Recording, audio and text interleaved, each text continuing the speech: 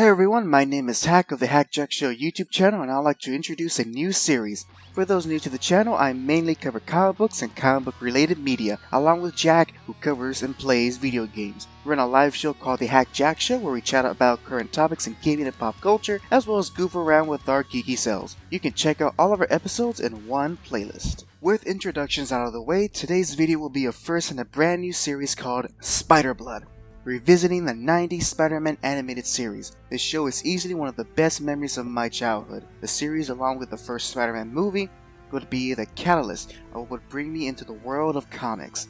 While I did not watch the show when it was airing due to not being born yet, through home video and late night reruns, I was able to enjoy what many consider one of the best superhero animated series to date. Of course, it has been 25 years since the show began back in 1994, and there remains one question: does the entire series hold up? That question is what I will be answering for myself as I take a look back at the show. With all that said and done, let's go ahead and jump to the very first episode, entitled Night of the Lizard. First off, I need to exclaim that the opening song is still to this day hype. Those punctuating guitar riffs, along with a robotic voice crying Spider-Blood, Spider-Blood, radioactive Spider-Blood, is so 90s it's awesome. And to end it with a sweet solo is not hard to see why kids were hyped when the show was on. I can only critique that the actual opening visuals are just non-stop montages of Spider-Man's rogues gallery and main characters cut from different episodes. They couldn't do any original animations for the opening, but the way each moment is edited still increases the excitement for the show. Who could ever forget the final imagery of the symbiote swallowing Peter whole? As a kid, I had no context for that scene, so I took that scene as literal. It's pretty frightening to see your favorite hero be eaten alive.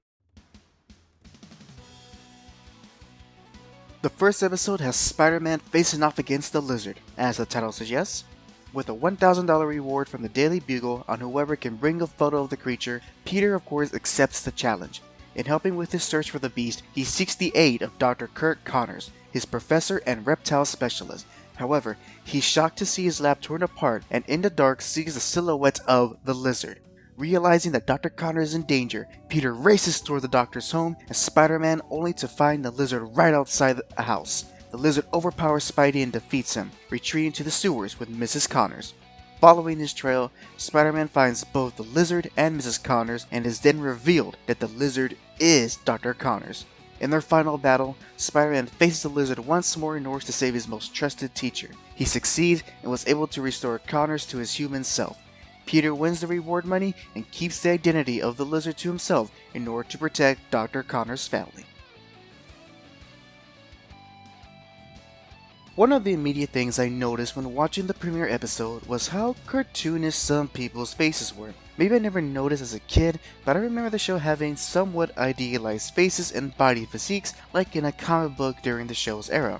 Irony is not lost on me for saying that people in a children's cartoon look cartoony, but to be more precise, certain characters' eyes will be more circular than oval-shaped, giving that cartoony look to it. It's not a hindrance, it's something I noticed. Another observation will be how during the beginning chase of the episode, the environment switched from 2D to 3D animation. It was only for a few seconds, but it did stick out, not in terms of the quality, but in its usage. I do recall when CG animation will be used in the show, like when the Green Goblin had Spider-Man tied to his glider, and how the environment changed to CG in order to make a more dynamic chase. In this episode though, is used for a guy driving quickly down the street. That's it. The scene is also a bit odd when the Lizard's eyes were seen on screen and didn't mesh well with 3D images. Lastly, one unique and humorous moment I want to mention is when Jameson was explaining to Peter about the missing repairman. He used a photo of the man winning a bowling tournament. It's an extremely minor detail, but I like to imagine that the man's family gave the company that picture just to show off.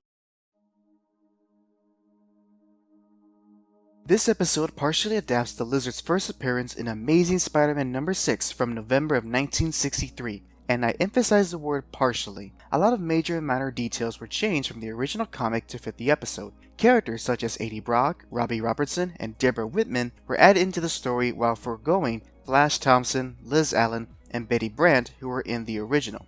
Another major change from the comic is the primary time and setting. The show takes place while Peter is a student at Empire State University, while in the comic he was still in high school. and the confrontations between the Lizard and Spider-Man takes place in the New York sewers instead of Florida's Everglades. The last notable change I want to mention is that both stories conclude the opposite of each other. In the comic, when Peter showed his photos of the Lizard, Jameson rips him up, declaring that they were fake. Thus, Peter went home with no reward, making all his efforts in vain. The show, on the other hand, rewards Peter with the $1,000, which he uses to help pay Aunt May's bills. Overall, the first episode is a great introduction to the series. A good number of folks may be put off by the rather quick pace the show has, and originally I was going to be critical of that aspect of the show. But after watching the entire episode, I come to appreciate the show's quick storytelling. The show doesn't waste any minute, and every scene moves the plot along. Because of the simple story, it's easy to follow and not get lost in all the details, which is suited for a children's show. The action scenes were well animated, and I could see they put a lot of effort and creativity into how Spider-Man takes down the villain without resorting to fisticuffs. And with reading the original comic for this video, I was surprised how the show resembles the early comics with Peter's constant narration and how well the stories were paced quickly yet not rushing. The writers truly did adapt the spirit and characters of the comics quite accurately. I also want to give credit to the voice of Spider-Man, Christopher Daniel Barnes, as his performance works well with a college-aged Peter, and he never annoys the viewer with his narration. He will always be my favorite voice actor for Spider-Man. With everything said and done, I can't wait to continue watching the show and making these videos. I hope you guys found this video entertaining and informative, as I, at the very least, want to make more videos of this for at least the first season. Please share this video, get a like, subscribe to the channel, and ring the bell.